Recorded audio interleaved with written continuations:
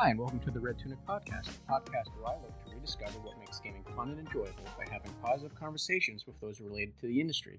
Today I'm joined by Discrete Infinity, developer of the Immaculate Drag experience, as well as a narrative designer that has contributed to several previous games and projects. Hi, Discrete. How you doing today? Hello. I'm doing very well.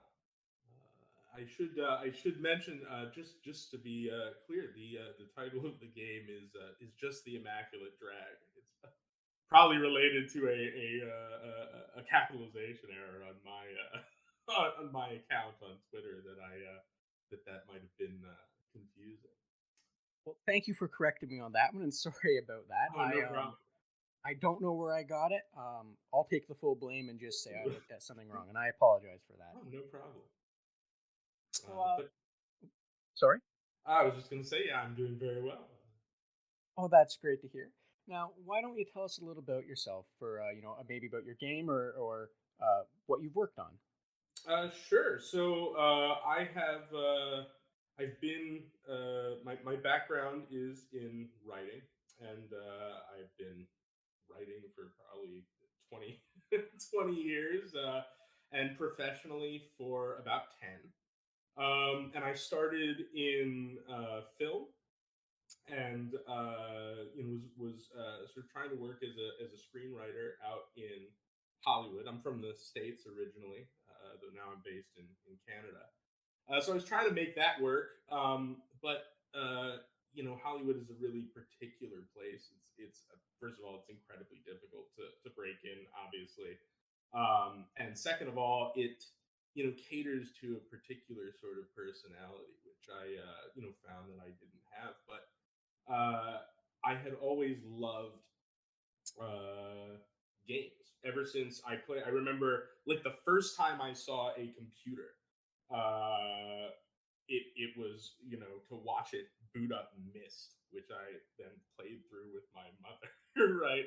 And that sort of had opened my eyes to the world of games and the possibility of exploring virtual worlds. And so I had this in my back pocket, and I had always thought that I didn't have the sort of computer science technical background necessary to break into it. So I had focused more on film. But in the wake of my experiences in Los Angeles, I sort of revisited this idea. The sort of field had changed. Story driven gaming was more prominent. Tools were more accessible, and I started. And of course, the indie scene was really booming. This would have been about like 2014. And so I pivoted, and started looking for opportunities to work in games, which resulted in first I got work in writing for educational games and worked for an e-learning company, and I used that that day job to sort of subsidize my ability to start contracting with smaller tiny indie developers that I was finding on like Reddit and indiedb.com, places like that. Yeah, and before I knew it, I had a handful of writing credits under my belt, and I decided to sort of cut out and try to make a game on my own. And so like as with many indie developers, I think I developed this sort of library of prototypes and concepts that I was working on. And yeah, the one I'm working on right now is called the Immaculate Drag, which is sort of my own spin on a walking simulator. It's a narrative driven experience, sort of a meditation on depression and creativity and aging and mortality and things like that, set against the backdrop of sort of wandering around an environment and so smoking cigarettes with people late at night outside of establishments, which is a favorite pastime of mine, I think, from long ago. So that's that's sort of the story of how I came here and what I'm working on now, and yeah. That's really neat, and thank you for sharing all of that. There are a few things I wanted to touch on there, and I'm going to be a little scatterbrained when I do that, so I apologize for the potentially weird order of this. Um, but I wanted to touch on you starting with Mist, and I think that's a fantastic game to start with. Especially, you started with you started playing it and you were playing it with your mother. I personally have a history with Mist where I started with my grandfather, and it was probably one of the first computer games he actually really got into. So, I can definitely relate to the experience of sitting down and experiencing Mist. And I imagine for you that would probably be a little even closer to home as someone who had gone to narrative design or writing, because Mist, as far as I know, was probably one of the first real narrative driven games, not for children, not like a children's narrative driven game, if that makes any sense. Sure, yeah. Mist absolutely was a watershed moment in narrative game design. I think. I mean, you did have some sort of narrative driven games for uh, early console systems as well. By the time Mist came out, but Mist explicitly, those guys over at Cyan, Rob and Rand Miller, they were Tolkien fans specifically, and wanted to not only, they didn't want to just bring sort of narrative plot structure into games, but they wanted to create an entire universe that was rich and alive. And yeah, so absolutely, I think it was a watershed moment. And interestingly enough, of course, there's sort of a meta textual thing going on there too, because Mist, its story, its world is a universe that is made up of universes or ages that are themselves sort of written, and it concerns these themes of authorship and creation, and are you the creator of the worlds that sort of write, or do they sort of already exist in some sense, and you describe them? And so I think in that sense, Mist was very aware. They were absolutely aware of what they were doing, and yeah, I mean, what, 1992, probably 93, and they just changed the face of gaming, forever. Not just in the immediate with the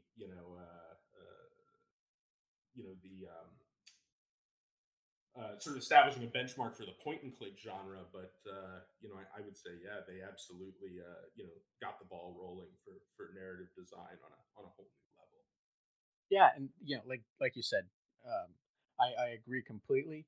And I forgot about that being one of the key components, or sort of components, of Mist, is that it was a lot of book worlds, or you were being pulled into book worlds or something like that, if I remember. Because at the Yeah, center of the map was that weird library with all the real end game, if you will, puzzles, right? yeah, absolutely. I'm glad that that just knocked into my head. It's only been like 25 years. Yeah, just a short time. Whew. Yeah. Good grief. Now you said you started that with your mother. Did you start, like, if I might ask, did you start playing other games with your mother? Was she a gamer, or was that sort of something that both of you had like a shared interest in, because as you said, the themes it was about, and like the point and click nature, or was there more to it than that? Oh man, that's a good question, and it has sort of a complicated answer. So, um, actually, interestingly enough, similarly to what you said, the computer that we played Mist on was my grandfather's. He was the first member of my family to own a personal computer. And so it was at his house that I saw it, and so for me and my mom, we were both introduced to Mist at the exact same time, and so it was something that we discovered together. I wouldn't say so much that my mom is a gamer now, but for that period of time in the '90s, she did get very into point and click adventure games, and I played with her, particularly several installments of the King's Quest series. We played King's Quest 5, 6, and 7 together, as well as Mist. And then the rest of my family got into point and click adventure games to some extent as well. So I played Grim Fandango and Siberia, still life point and click games like this with my dad and with my sister. Though admittedly, nowadays I'm sort of the the last holdout of the gamers in my family. It's not true. Since my dad retired, he's wanted to get sort of more into back into the point and clicks. He's been hitting me up for recommendations. But yeah, it was this sort of interesting, familial experience. And then through my friends, school friends and whatnot, I got exposed to console gaming as well. Which I never owned a console growing up. The first console I owned was an Xbox 360, which I got in college. But at friends' houses, I would play Nintendo 64, SNES, Donkey Kong Country, my very first console game ever. PlayStation, et cetera, et cetera. And so I got this sort of broad, view of gaming. And it was actually, through console gaming, GoldenEye in particular, that I got exposed to first-person shooters, which sort of pulled me, in a new direction from the point and clicks, and looking for that experience without having a console. I found Half-Life, and then I was, off to the races. So, sort of how that all developed and snowballed. Yeah, and that's always great to hear because I personally grew up with a family where we kind of had that familial um, kind of game playing experience, and it was similar to what you said. If it was a point and click, there were certain members that would really get into that. If it was like Mario Kart, certain members would get into that. But it was a great experience, and I'm glad that other people, and you especially, were able to enjoy that, because I just think that's a fantastic way to go about playing games and getting into games. So that's I'm happy to hear that that was such a good experience for you, coming into the hobby. Yeah, absolutely. It's there's I mean, this is the thing too. Like it is such a gaming is such a subculture. I mean, it's more of a mainstream culture now. Back then in the early '90s, it really was a niche subculture. So having that sort of familial structure, literally with your own family. I mean, for me, it's really defined the way that I approach the gaming community at large, both playing games and the game development community. So yeah, it's a great experience to have for sure, and I'm incredibly grateful to to my mother for including me in her missed journey for sure. And definitely, and like you said, that that one thing led to another, and this kind of led to you to writing and getting to narrative design. Now, I'm not overly familiar with narrative design. It's been one of those things. I'll put it that way, that I've seen thrown around. I have a loose idea of what it is, but I think saying, "Oh, it's just writing," is kind of a discredit to it. Much in the same way that you can look at a pixel artist or a 3D model or whatever and go, "Oh, it's just pixels." Right. So can you walk me through how you got into doing narrative design? I know you did mention when out trying to be a writer in Hollywood, and you touched on that. But is it possible, or if you don't mind, can you talk a little more to how you got into narrative design in the industry? Oh, absolutely. Yeah. So I mean, the truth of the matter is that like so much of this, it has its roots in my childhood. So I would argue that prior to even formal trying to formalize my writing, writing screenplays, or like really trying to break in, have some sort of marketable product to build a career off of. Prior to all that, it was D&D for me. I was DMing for my friends from very very young age.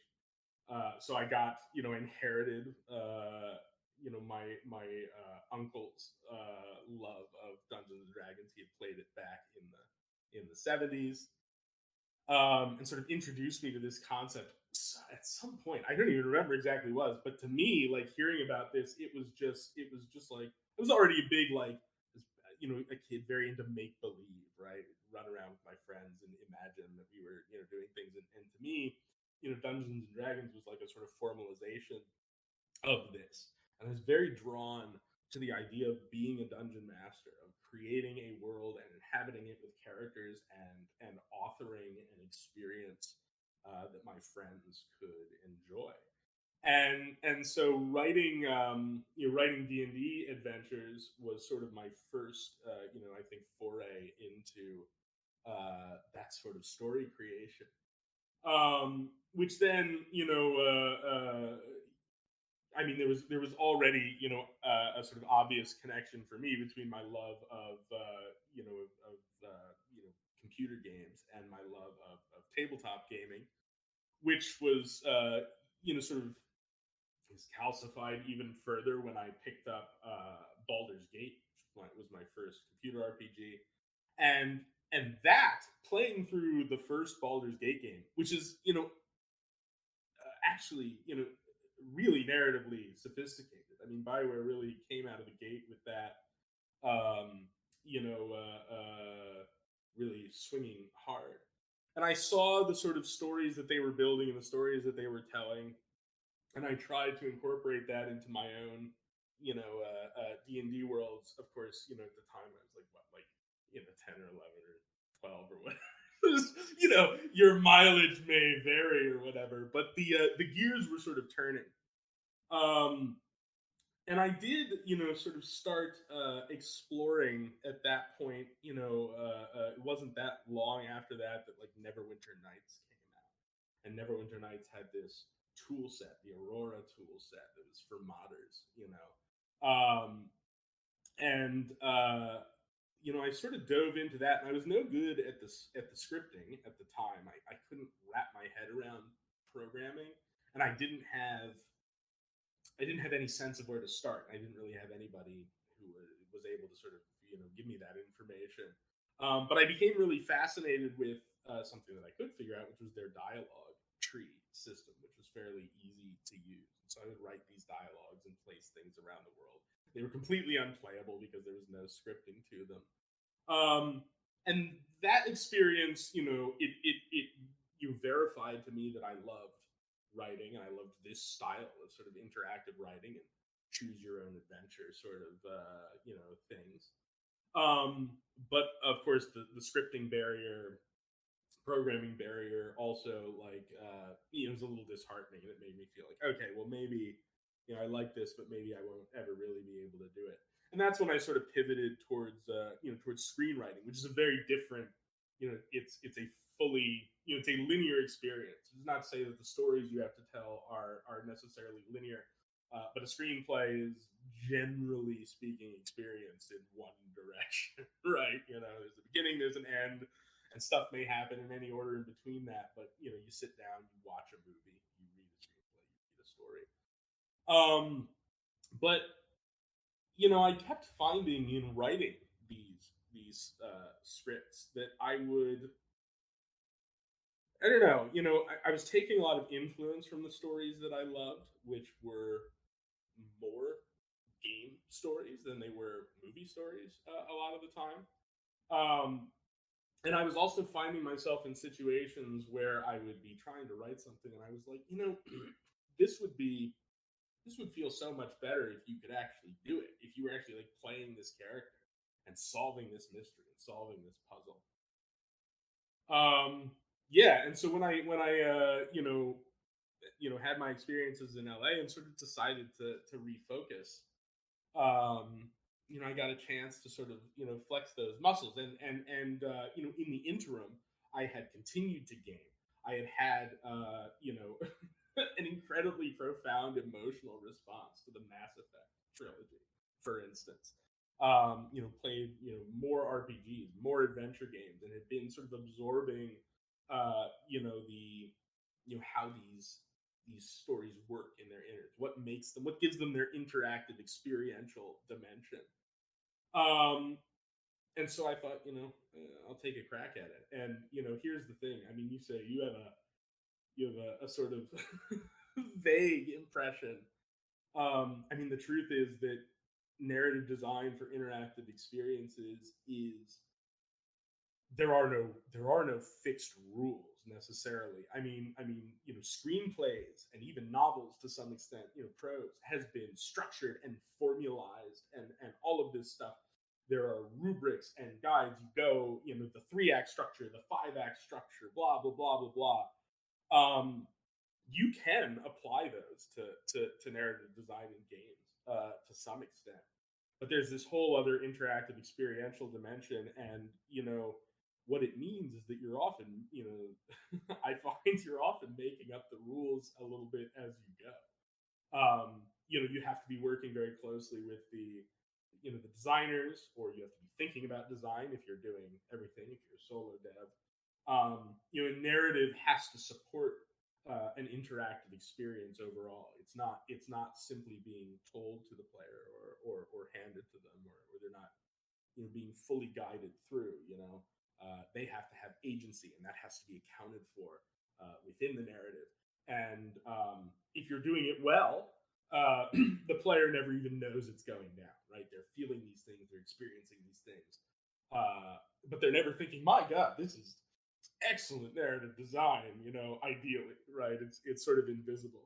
Maybe if they're very into story, they might think about it more explicitly, but ideally it's one of these things, like any design, where if it's working really effectively, you can't see the scenes, you can't see the structure, you're just experiencing it on a sort of visceral level.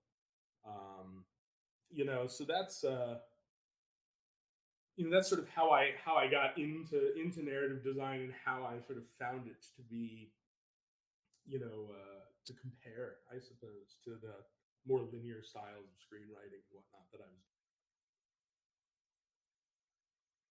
And thank you for sharing that. And yeah, so that's what I want to touch on that, on one thing you said there, because I kind of said the same thing to you before, when we were working this out, that I have a design background, and I kind of saw narrative design as the same thing as any design background, where you don't really notice any of it until it's not good, or it's not smooth.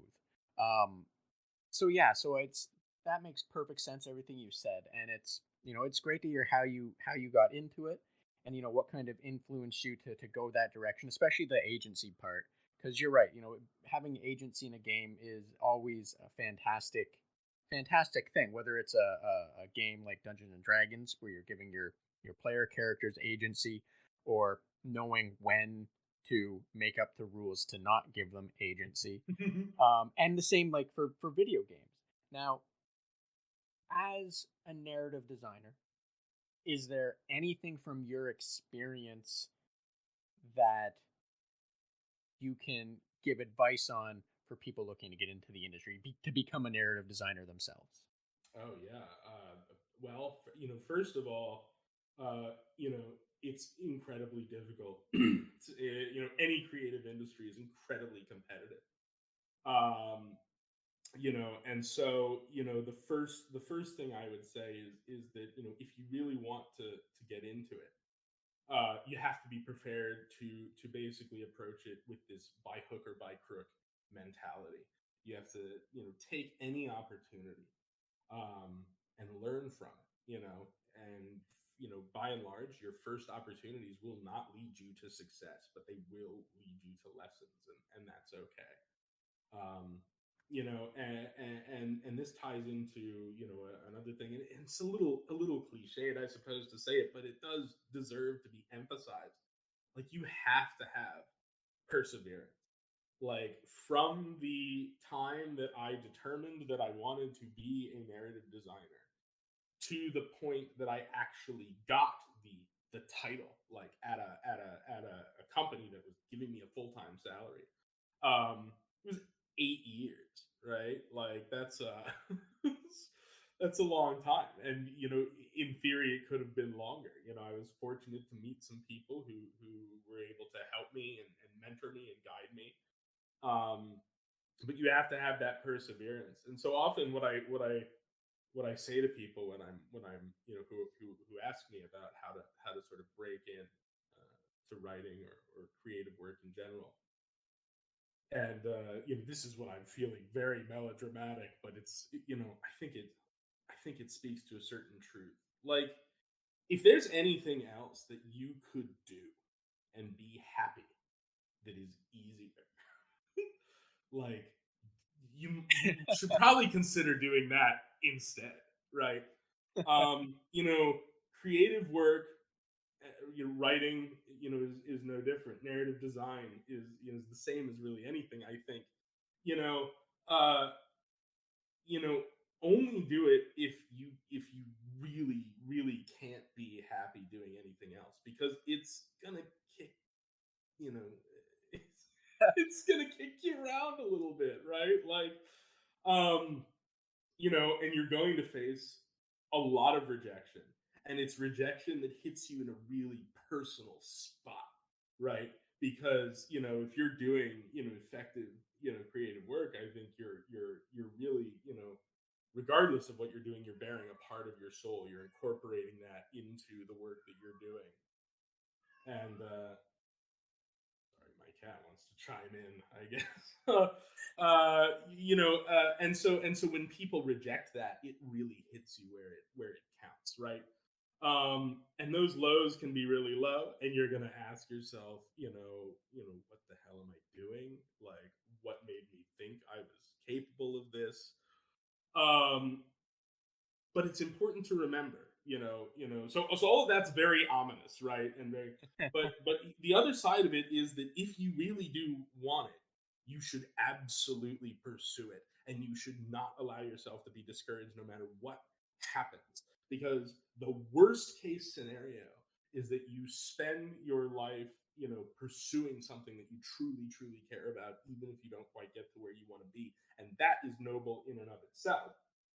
But more than likely, if you put the time and the effort into it and the perseverance into it, you will get to a point where you will see an opening, um, and you'll be able to take advantage of it.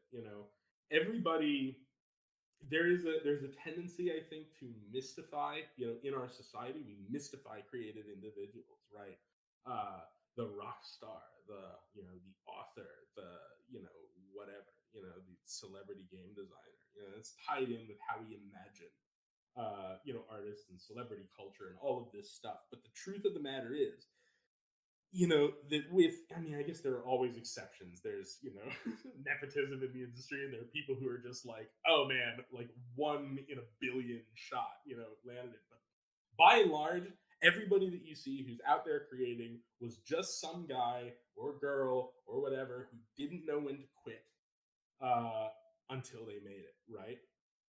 You know, every person was just somebody who didn't know when to stop, and then they made it, and then everybody sort of realized, and it was validating, right? Validated all of the work that they had done up to that point. So, whenever I encounter people who are frustrated, who are struggling, but who have that passion, it's like, you just got to keep going, right? And like I said before, by hook or by crook, right? You have to take every single opportunity that you can find. You have to search high and low. The initial ones will be probably pretty crappy, right? They're not going to pay you very well, if at all. And they may not be particularly well constructed projects. Often that's the case at the lower levels. They may even explode in the hangar, but you will take soft skills from there, and be able to apply them elsewhere. And having the experiences of projects that fail will help you ensure that future projects, have a higher likelihood of being successful. So, that's the main thing that I would, underscore, is this perseverance and by any means necessary attitude. The second thing that I would advise, it's a smaller point perhaps, but I do think that it's really crucial. Um, and that is you want to try your best to be frictionless to work with. And what I mean by that is not that you should, not sort of voice a creative opinion or take a creative stand when it's called for. But you do want to, prioritize collaboration in collaborative instances, right? You want to make sure that when you set a deadline, that you meet it, or at least are communicative about your inability to meet it. And this applies when you're collaborating and when you're a solo dev. You need to be frictionless with yourself as well. You need to hold yourself accountable. If you can establish this skill set, then that's a very it sounds cynical to say marketable skill, but it is a valuable skill, certainly. In creative endeavors, right? And it's in my personal experience as a creative person, that comes part and parcel frequently with being sort of fundamentally disorganized. I know I am, and many of the creatives that I work with are. So it's something that's worth being conscious of. So yeah, that's I think the advice that I would give to anybody who's trying to break into this incredibly challenging industry. Definitely, and thank you for sharing that. Some of what you said resonated from my time as a designer. Uh, a fair bit of it actually. And yeah, so I understand a lot of what you're saying from a different viewpoint. However, everything you said, I think even for design in general, whether it's narrative design, just Sure. a character design, or I think a lot of that is incredibly valid. Especially the frictionless. Me personally, there came a point where I was trying just to tell people, that what they wanted wasn't going to work because it was fundamentally bad. And there was the conversation effectively went, well, that's what I want. Are you going to be the one to do it or not? And it was kind of at that moment that I went, yeah, I'm going to do it. I just wanted you to be aware of why it shouldn't be done that way. And then I went and did it and felt my soul die a little, and eventually had numerous interactions of those kind of interactions eat away at me until I just jumped ship and went back to programming. Um, and I only say that because I lacked the perseverance to do it professionally, to do design professionally, because I just didn't have it in me. But I think what you said about perseverance and the just taking those chances, and even the small ones and working your way up and everything, all of that I think is very solid advice, especially for, like you said, highly competitive fields, which I imagine um, any subset of a general design, so narrative design, in those terms, would be like even smaller in terms of the market, or not the market, the pool that you'd be able to pull from. So, thank you for that advice, and hopefully anyone that needs to hear that hears that and takes it to heart. Sure. Now, I'm thinking we'll probably tread over this question already, but I'm going to ask it just to be sure. But what was your favorite game as a child and why? That is a good question. So if I had to choose one game from all the ones that I played as a child, I would probably choose one called The Longest Journey, which is a point and click adventure game that came out probably 99 or 2000. And it's the story of a young artist who sort of discovers that she has the power to move between these two parallel dimensions: her own world, which is our world, but I think 300 years in the future, and another dimension, comprised primarily of sort of fantasy tropes. It's the realm magic versus the realm of technology. Um, and it had, I played it when I was very young. I mean, if it came out in '99, I would have been 10 years old. I think I got it for Christmas the year that it came out. It was like my first M-rated game for language. So there you go. Maybe a little early. Um, but it had this incredibly realized world, this incredibly excellent writing, charming characters. It was, for me at that point, the absolute peak of the '90s point and click experience. It was right up there with Grim Fandango for me as my sort of favorite point and click for a long time. And the way that it's sort of, the reason that I would have to pick it as my singular favorite out of all of these others, I think, is because I've played it again and again over the years, and coming back to it even a little bit later than when I originally played it. I started to realize that you know, this story of this character who can move between these worlds of magic and technology, just it's sort of a trope. It's sort of a cliche, honestly. But that this story was doing something really interesting with it, in that it was, without giving any spoilers away for anybody who might want to pick it up on GOG or whatever. It complicates the chosen one narrative, that sort of traditional chosen one narrative, in a really interesting way, and it does so in aid of providing this metaphor uh, for the pursuit of a creative vocation, right? The character is an artist. In many ways, her power of being able to shift between these two worlds is a direct metaphor for her coming to, sort of coming of age as a painter. Um, and I only became capable of articulating that sort of later on down the line, once I sort of started thinking more critically about story. But I know for an absolute fact that my impressionable, little 10 or 11-year-old mind was looking at this character, April Ryan, and thinking, "Ah, she's so cool, right? She's like, gone off to art school, and she's, finding all of these, finding out that she has these powers, and she's discovering all of this stuff within herself, et cetera, et cetera."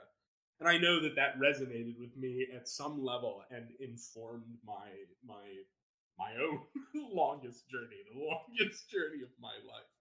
And so that's why I would pick the longest journey as my sort of as my favorite game from childhood.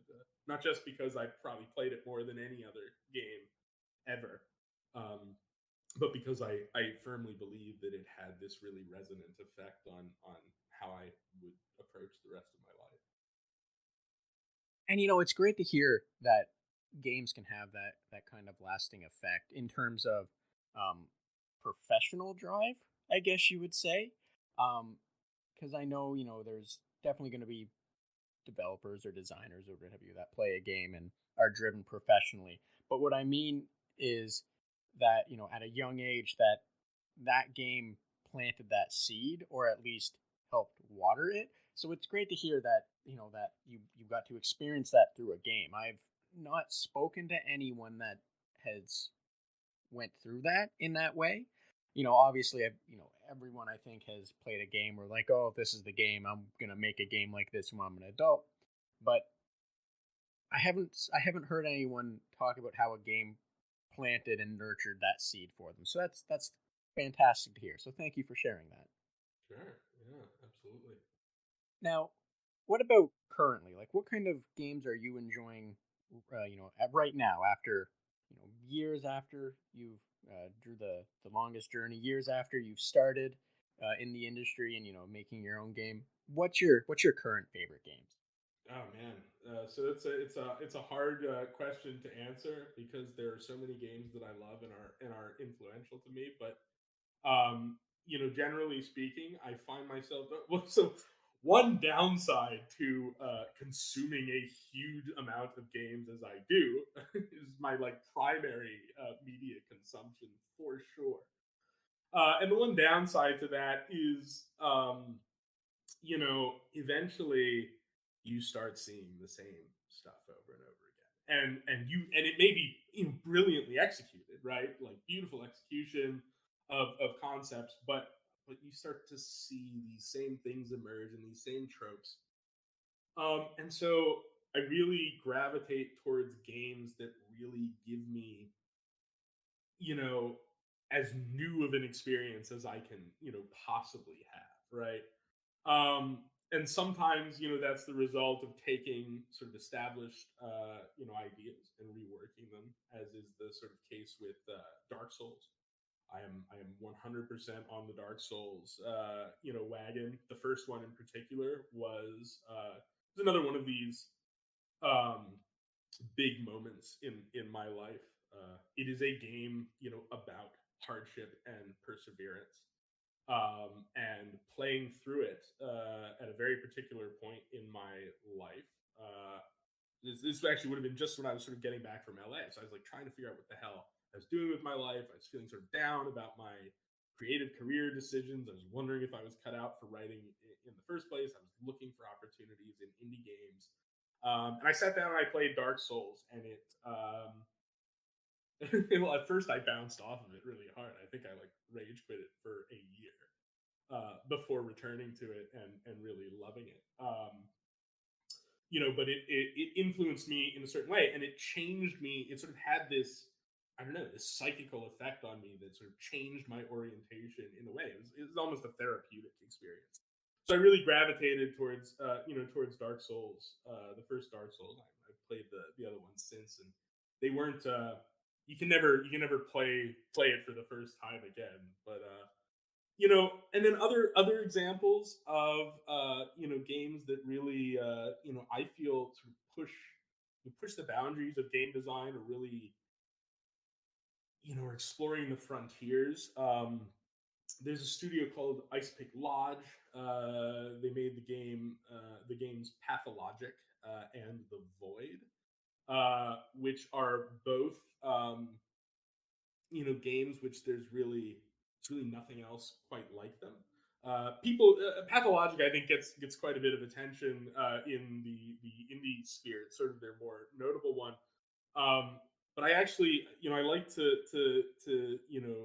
shout out The Void whenever I can, because it's one of the only it's one of the first games I've played since Myst that has truly given me the feeling of interacting and coming to understand, a truly alien world. Um, that I played that a couple of years ago, and it quickly rocketed up to to one of my absolute favorite games of all time. To point to a few others that I enjoy. Again, it's so hard to narrow it down, but I won't go on ad nauseum here.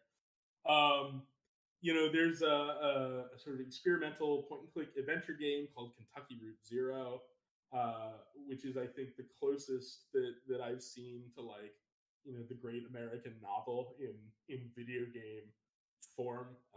Just incredible exploration of our sort of contemporary socioeconomic and political paradigm, but told through this sort of awesome, modern day folk tale with beautiful art style, wonderful music. And I'm still a big fan of RPGs. So games like recently, I think the most recent like big RPG that I sunk into was like Pillars of Eternity 2, which I thought was great. Loved the first one, loved the second one. And I love horror games as well. So off the top of my head, games like Condemned, Criminal Origins, and Alien Isolation. Those are the kinds of horror games that really, top my list. And then on top of that, I still have a huge amount of love for all of the games that I, loved and enjoyed as a kid. I've even made a point in my getting on here into older age, I guess. I've started collecting, cartridges for the N64 and the SNES, just the sort of games that I always loved from back in the day. Yeah, that's. I know it's not a very concise answer, but those are the games that I enjoy these days. Well, and those are, thank you for sharing. 'Cause some of those are and I want to be careful how I say this because I don't mean it in an insulting way, but some of those are really abstract games, especially the Pathologic series. It took me a few moments when you were talking about it for the light bulb in my head to click, and those are those. I personally, I'm fascinated with games like that, with the incredible amount of thought and detail put into them, and like fascinated by the systems that are at play there. But whenever I try to play them, they always feel like such abstract products to me. It's a And nice way to put it, honestly. it's I would say that they even verge on being, actively hostile towards towards the player. yeah, yes, yeah. That would be the the less than absolutely polite way to put it. And I don't say that in a negative way. These games have in a lot of the same ways, like Demon Souls or the Souls games, they have a lot of people that stand by them, a lot of people that enjoy them from a like a high level position. I think most people can see that they're that it's something unique, something different. But I think it takes a certain kind of person to be able to sit down and play one of them and not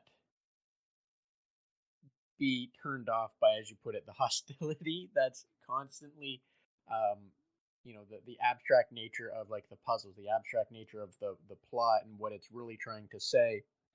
And in this, in the case of Pathologic, just coming down to how you save the game in and of itself, it it I started it up for the first time and it was like 10:30 at night. I'm going to play this for a bit, get an idea for it because I didn't know what I was getting into, and then it turned into me trying to find a clock so I could save the game because I just wanted to go to bed. And you know it in the end for me it was a little too hostile. Sure. I ended up not being able to progress very far just because I didn't know what I was doing and I was just doing everything wrong.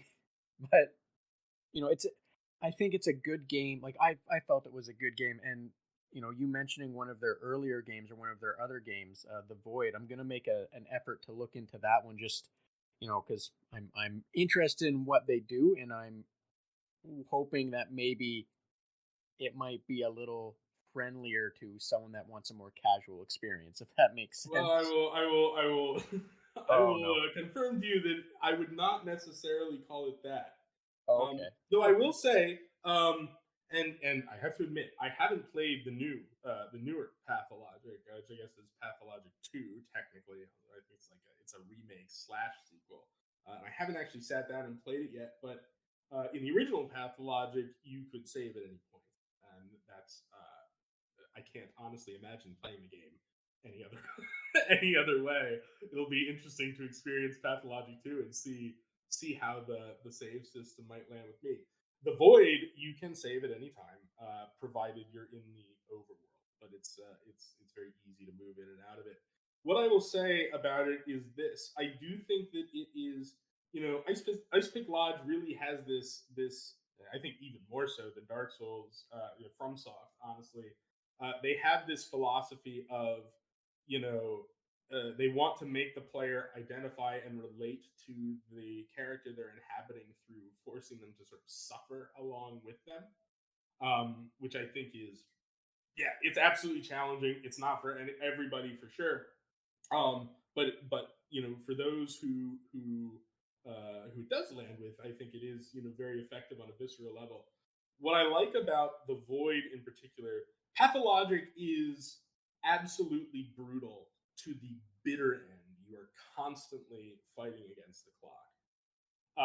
The Void is to some extent as well. It's still pretty white knuckle the whole way, but the Void is all about learning a system, and the system remains consistent throughout the game. And so, what I loved about it so much And it took me several tries to really get it, and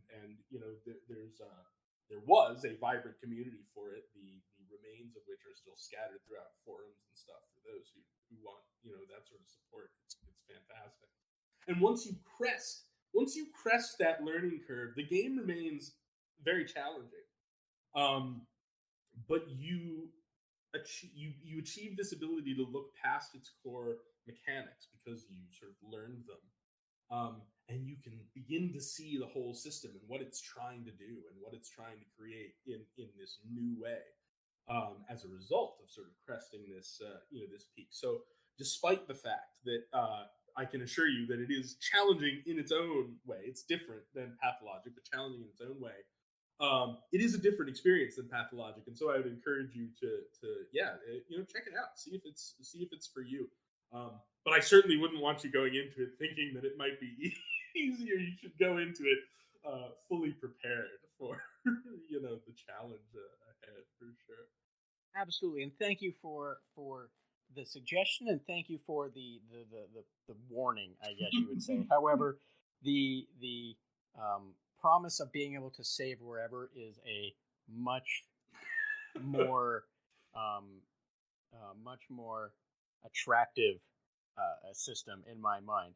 Now, I don't want to take too much more of your time up. However, you had mentioned previously that you wanted to speak about the current landscape for games and fandom and interaction with fans. So if I want to make sure that we have some time to talk about that. Oh, sure. Yeah, yeah, absolutely. There are two directions, to approach this from. On the one hand, there's sort of the community at large, and on the other hand, there's the indie community, which is a very particular microcosm, I think, with its own sort of attitudes. Um, I'll talk about the sort of the community at large, fandom at large. Um, of course, this is a hot topic right now. I mean, there's a lot of, not to beat around the bush. I mean, there's a lot of pretty alarming, behavior that comes out of, at least a certain sort of vocal subset of video game fandom. Um, the internet has brought audiences and creators closer together in all forms of media, right? For better and for worse, I think. And beyond that, this is the age of identity in so many ways. Identity as a philosophical concept, identity as a sort of concrete concept in terms of marketing and demographic and sociology and all of these things. And you know because of the current situation that we live in. We live under capitalism and all of this stuff, and that means that our identities are very much bound up and inseparable in many ways with the products that we consume.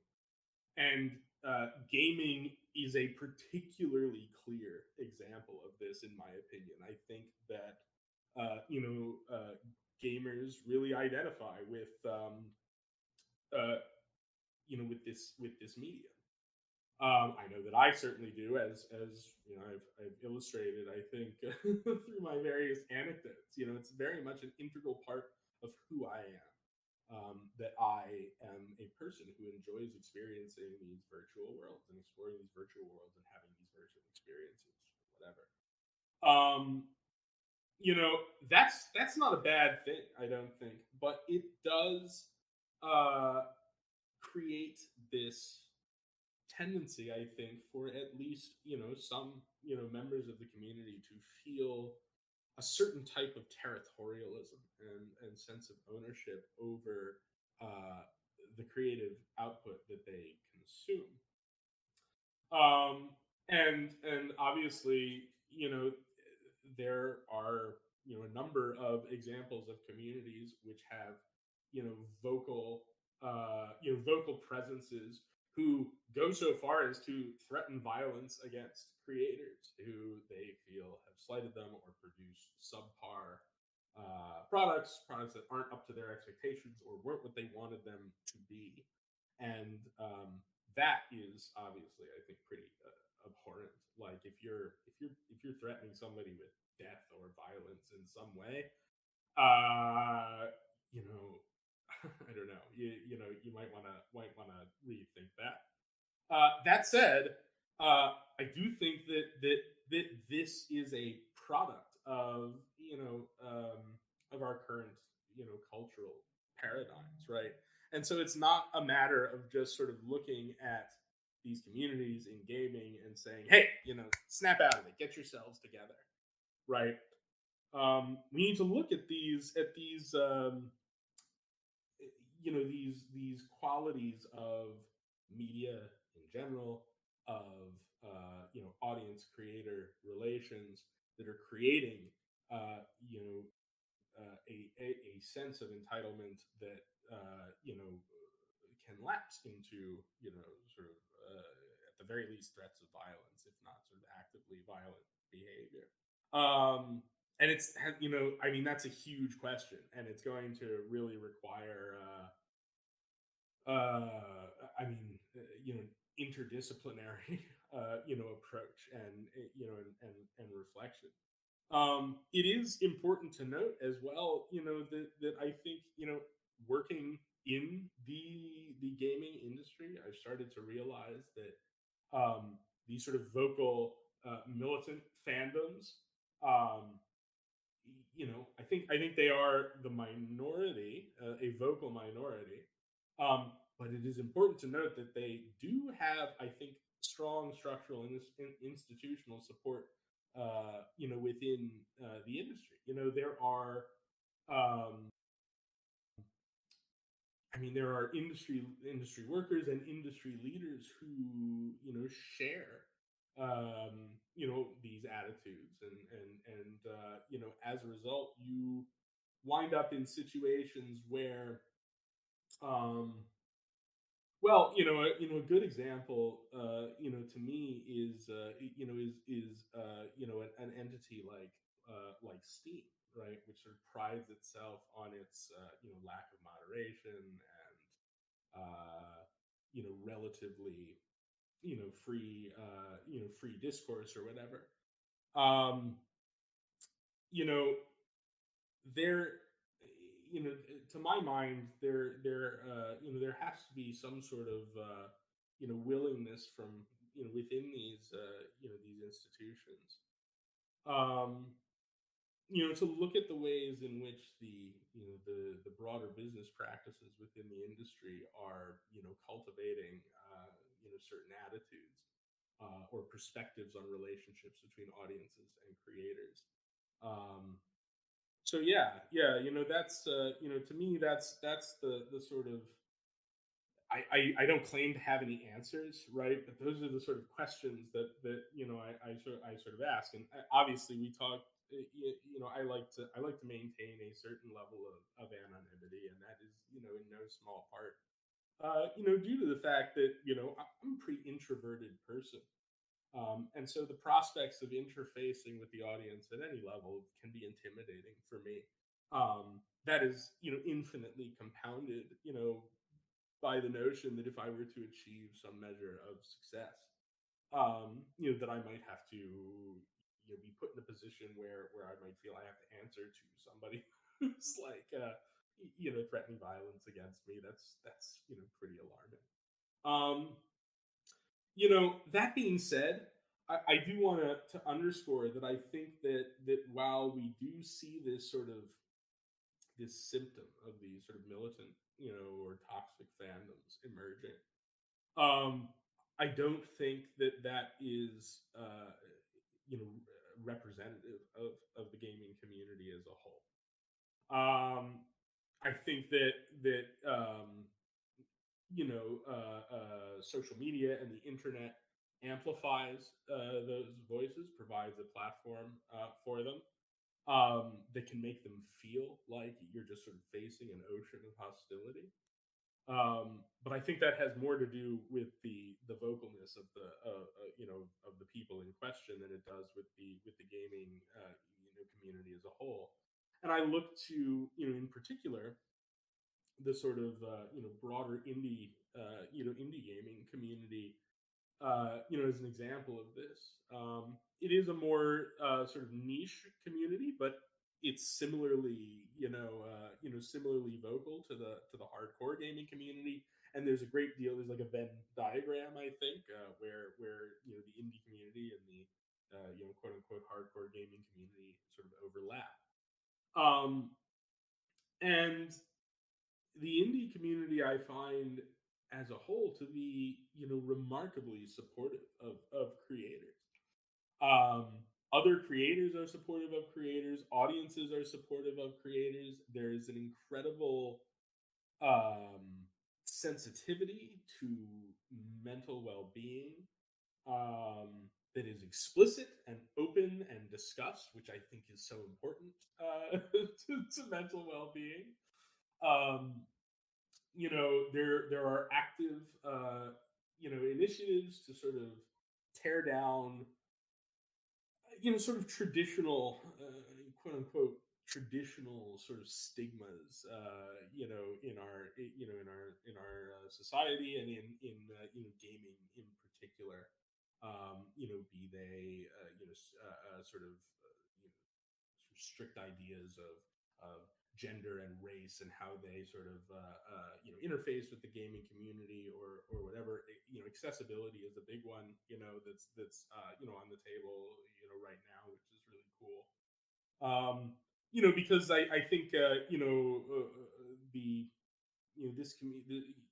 I mean, even since I started playing in the playing games in the '90s, right? This the global gaming community has ballooned. It's become far more mainstream. There's a lot more people in it. I think that's really positive, right?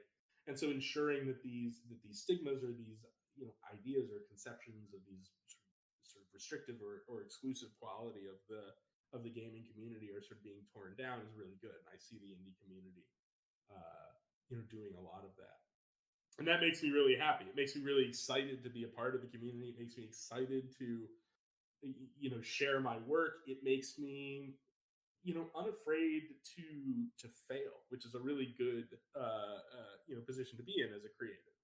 Because if you go into any sort of creative work, I think being afraid to create something bad, you'll never really create anything good. Um, and so the indie community is a big just the vibes that they exude, or they're a big part of why I have remained here doing what I'm doing, and was so excited to sort of arrive in this scene and see what was going on. The one thing that I would say that I would like to see a shift in personally. um there's a tendency within the indie community for people to equate indie with micro budget.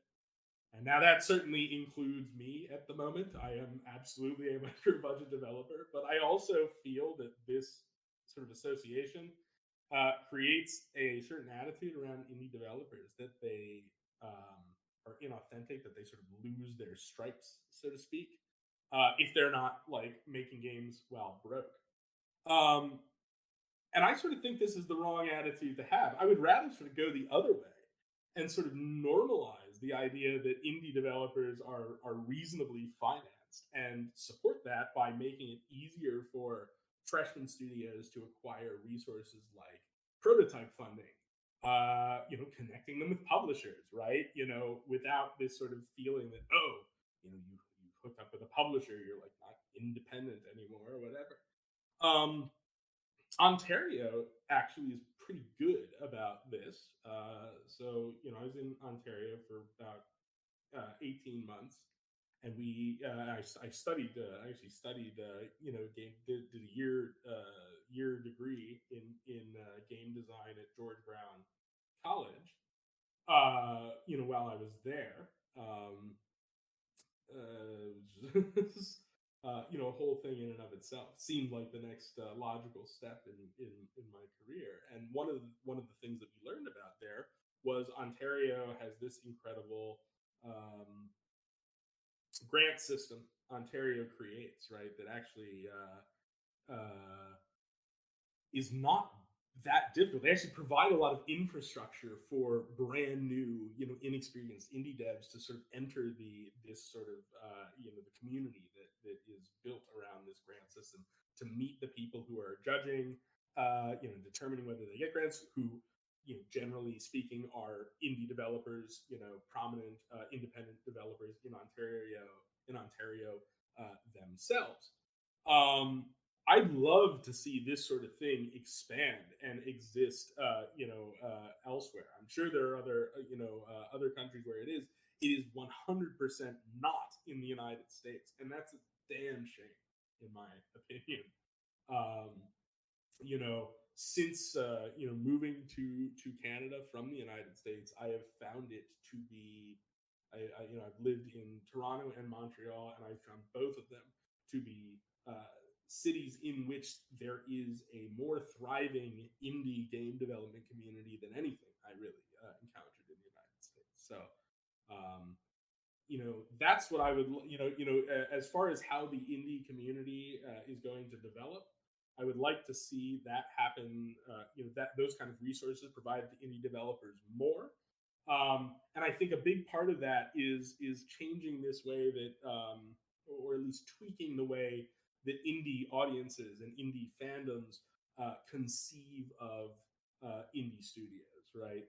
That it's okay, or you don't sacrifice your authenticity if you're like a a stable, well financed studio that's paying all of your employees or contractors well, et cetera, et cetera. So yeah, again, another sort of unfocused and perhaps too sweeping response to a question, but I hope I hope that hit some interesting points at least. Yeah, definitely. And there was a few things that I wanted to quickly touch on because I don't want to keep you too much longer this evening.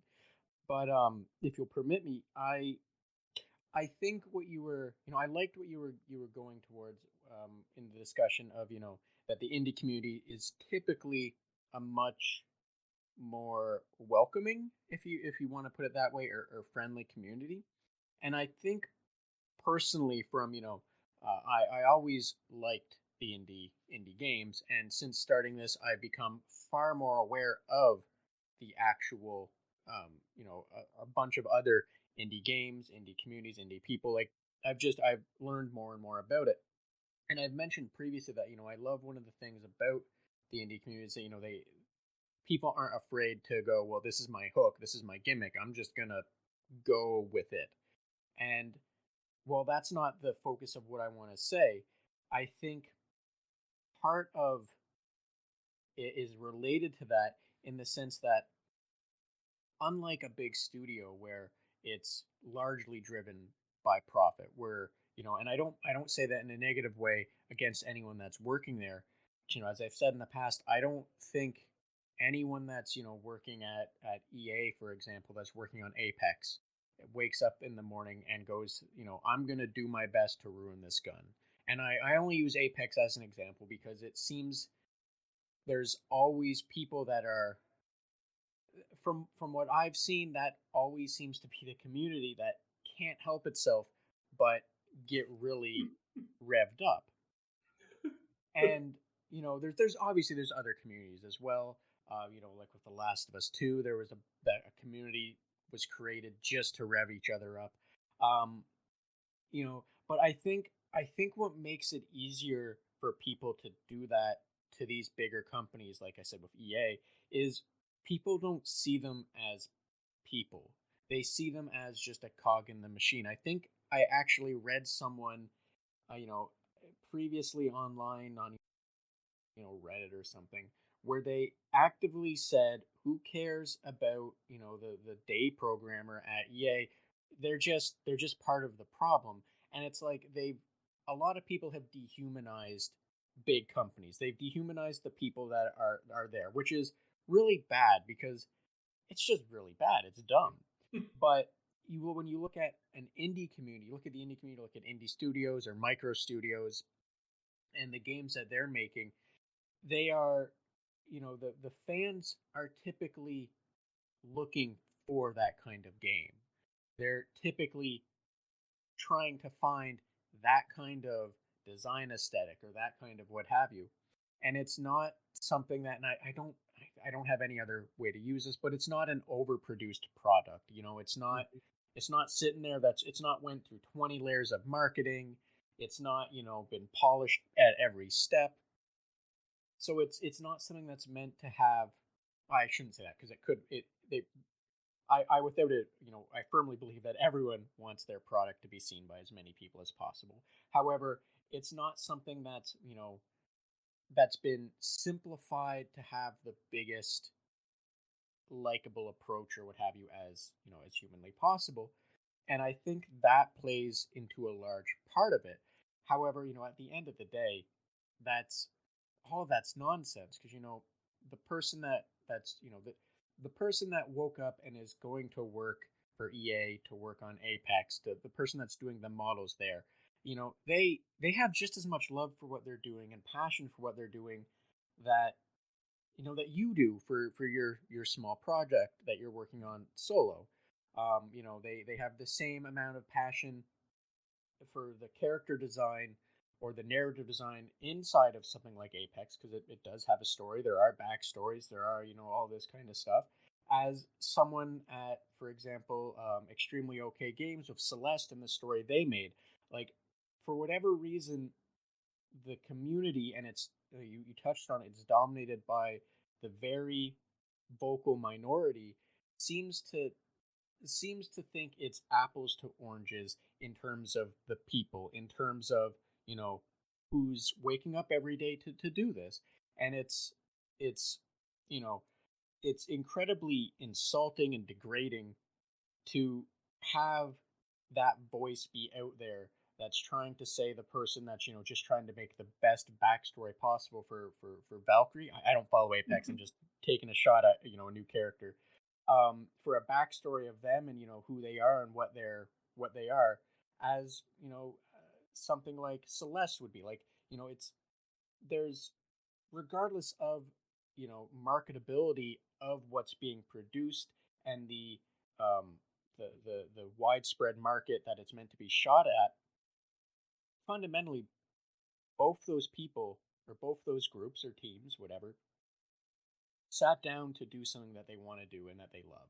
And it's like I don't have the answer, same as you, but it's just I want to add on to that one because that one stuck with me the most because you know that toxicity needs to go, and I don't think it's ever truly going to go until the top level capitalistic mindset of it kind of loosens the shackles, You're absolutely right. I think, in my opinion, that's really what it's about. It's about shifting the cultural paradigms that have made it possible for these attitudes to flourish. And you're so right about the developers at these bigger double or triple A studios as well. That I mean, you hit it on the head so nicely because that was certainly what I realized coming into a double A studio and getting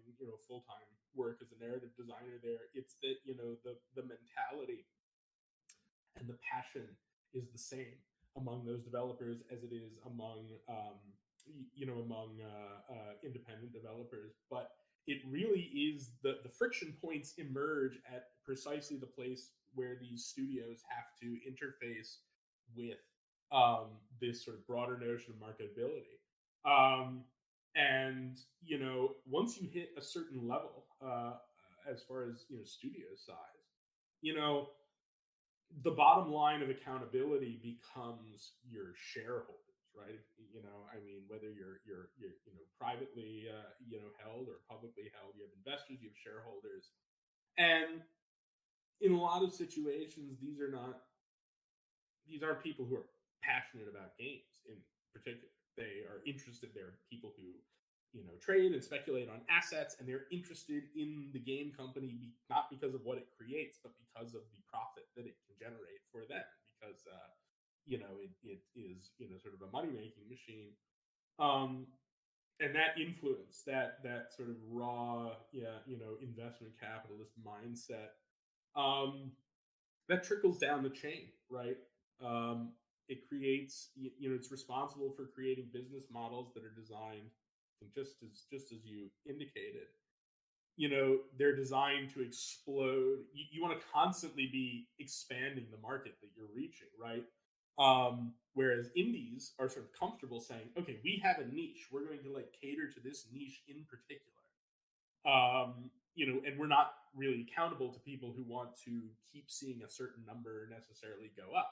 We're more interested in sustainability and being able to continue to put out, our product rather than sort of infinite growth, or growing a stock portfolio or something like that.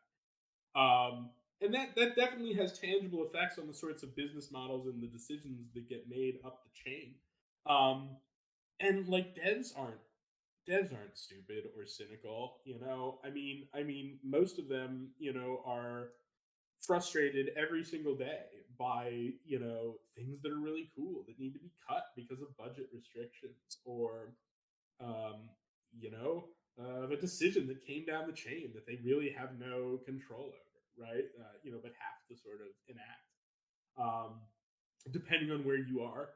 I'm very fortunate. The company that I'm currently at, I have a voice, and I'm listened to. But that doesn't mean that I get to call the shots, right? I can advise, but if I've constructed a beautiful narrative element, and for whatever reason the resources aren't there to support it, or I can't make upper management sort of see its value, then it's gone, and I've just got to be like, yeah, well, you signed my paychecks. This is my job. It's not my company. So having that sensitivity, I think, is absolutely true, and also knowing that.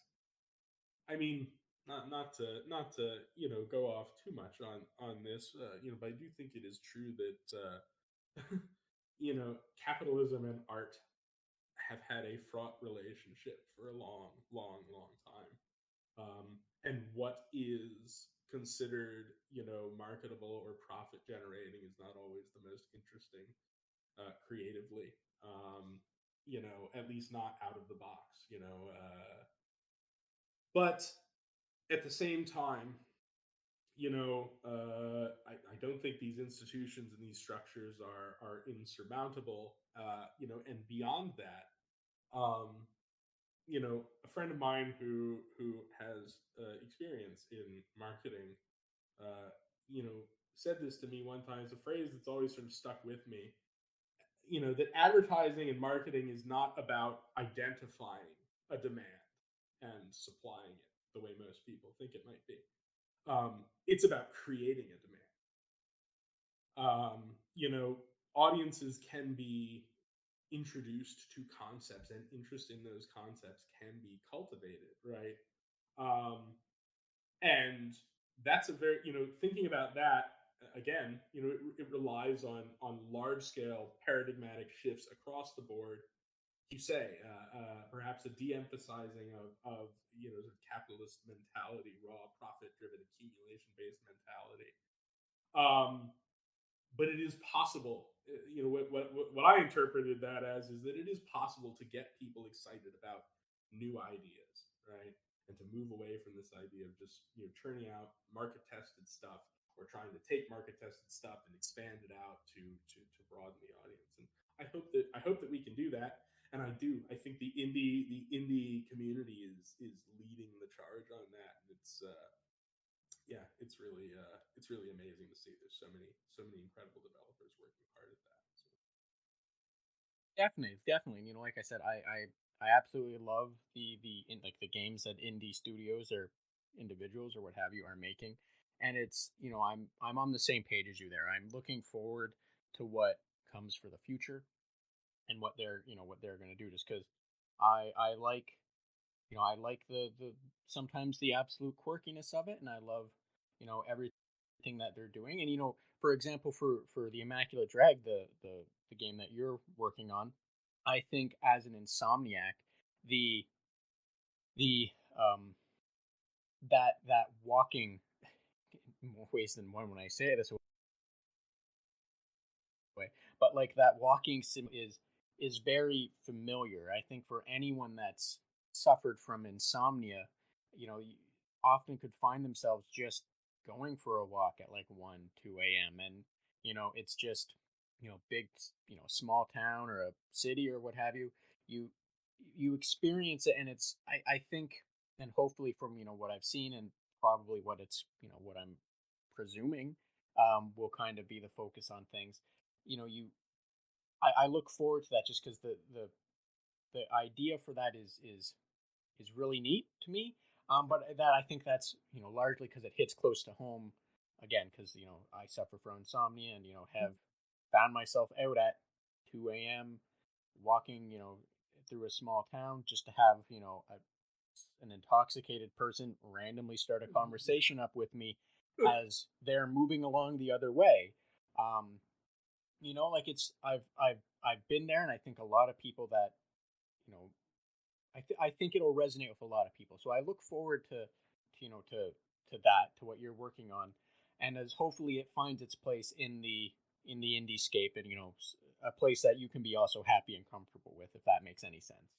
Well, thank you. Yeah, I really hope it resonates. It's precisely the kind of sensibility that I'm, attempting to capture, these moments of sort of fleeting connection, which in my history have often happened, over a cigarette with a stranger. Not so much these days, as I've switched over to the vape or whatever. But definitely, yeah, capturing that mood of transience and reflection. And hopefully, in many ways, the game is designed to be a a parsing of thoughts and feelings that I've had as I'm getting older, as a person who, yeah, suffers from insomnia and depression, and questions my place and my legacy as a creative, my history and all the memories that I carry with me, and hopefully, that'll resonate with other people as well. I've been actually really fortunate, to work with, just recently working with a composer, because music is going to be such an essential part of creating this vibe. And I was very fortunate to work with a composer who I've actually known him, been friends with him for a long time, and our paths managed to cross. A guy named Evan Clark, based out of Philadelphia, and we spent the last 2 weeks working on the score for the game, and seeing it come together. I think it really was it is completing the experience very nicely. So I'm really excited for you and everyone else to have an opportunity to play it, and have that experience. And let me know what you think. And thank you so much for your kind words about the concept, and all of that. I really appreciate it. Oh, no problem.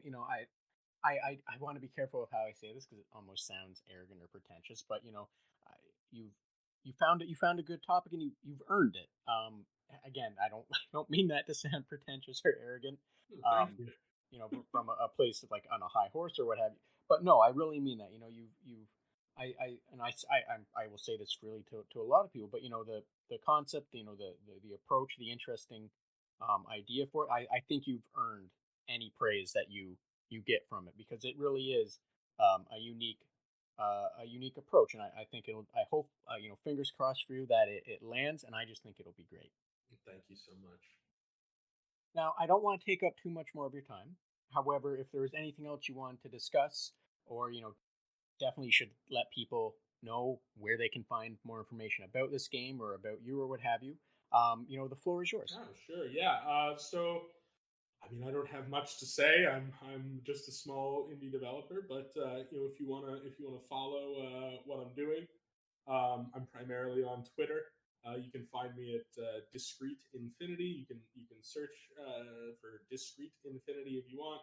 Uh, very hard to give this information in spoken form as opposed I'll to put it text. in the description as well for you. You don't have The to worry about that. yeah, so the handle is at Discrete Infinity. You can follow it in the description, and yeah, I don't have very many followers right now. So anybody who's interested, who wants to join join me on this journey, I would be really appreciative of it. I'd love to share it with you. So thank you, and thank you Yeah, and so much for having me as well. I really appreciate the opportunity to come on and talk to you. no, and thank you so much. And I hope to do whatever small part I can to get more people aware of your game, and hopefully as it progresses and gets closer to launch, it starts to pick up steam because I think like I said, I think it's incredibly unique, and I just hope that it's more people discover it and it's well received. Thank you.